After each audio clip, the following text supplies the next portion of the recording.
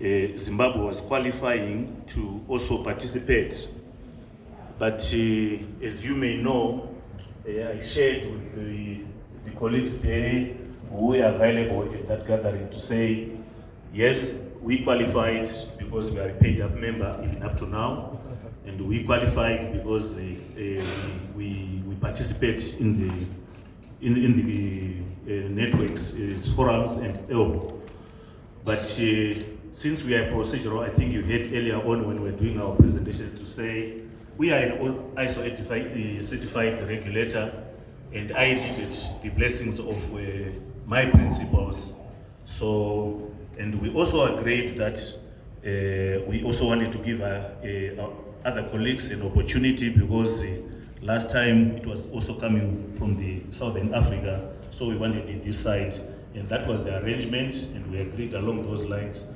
And I'm very happy that we took a good decision, because even here we are very comfortable in terms of how we were held by our colleagues, and we are learning as a network. So it is with immense honor and gratitude that I stand before you today, colleagues, and also having elected as a country by the network like this. Yes, we have got our teething problems, like we were having the discussions earlier on, but we are in our infancy, and we would expect some of these issues.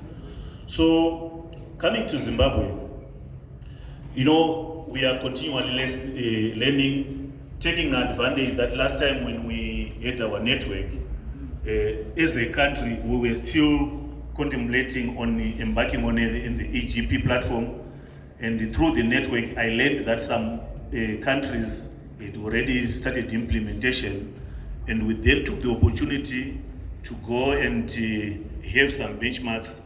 And I'm happy to report to this gathering that in our case, we said there was no need for reinventing the wheel. We hit the ground running, and our EGP is up and running in record time of 1 year. So it's one of those things which we'll be sharing with you as we are also in an advanced step in that direction. Then coming to the critical issue which we can help the network with, especially in terms of the capacity gaps. In our country, we recruited a consultant to do a training needs analysis, and we discovered that even those colleagues coming out of tertiary institutions, they didn't have the capacity to run with public procurement institutions. Hence, we had to embark on another journey of making sure that that gap is closed. And to that effect, we went into partnership with the International Training Center of the ILO, which is based in Turin. We've got an MOA with them. Right now, we created what we call the Southern Africa Public Procurement Training Academy, initially targeting to say not only for Zimbabwe, but also for our SADC colleagues. But considering the issues which we have been discussing yesterday and today, even other issues, we are feeling that we can also extend this to the general membership of the APPN as we will be progressing along those lines. So basically, we are in this together. Earlier on, when we were giving a presentation, we made reference to say, what can we do to feed into the Africa Free Continental Trade Area, that harmonization, that standardization of our activities, even the issues which we agreed here. So definitely, as a country, we are a willing partner. We will be cooperating with nearly everyone. I had the opportunity to share with my sister there, Joyce, the challenges which he was encountering as the president of the APPN. And we simply agreed to say we are still in our infancy.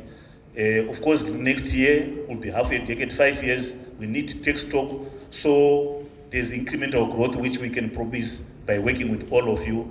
A lot of engagements. I'm a firm believer of engaging teamwork. So there will be a lot of engagement on that effect. And this is what we can promise. Yes, as a nation, as a country, are also reasons why we always encourage people to come to Zimbabwe to have our networks, our meetings that side.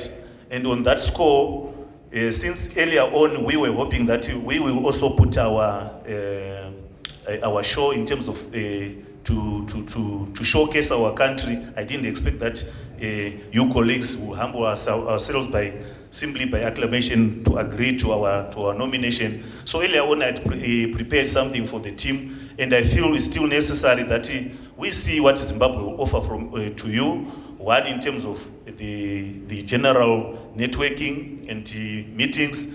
Then for those who are not joining us in Zimbabwe for now, just to showcase the country. So if you indulgence, it's less than 4 minutes. If you want us, we can play what we planned to show earlier on.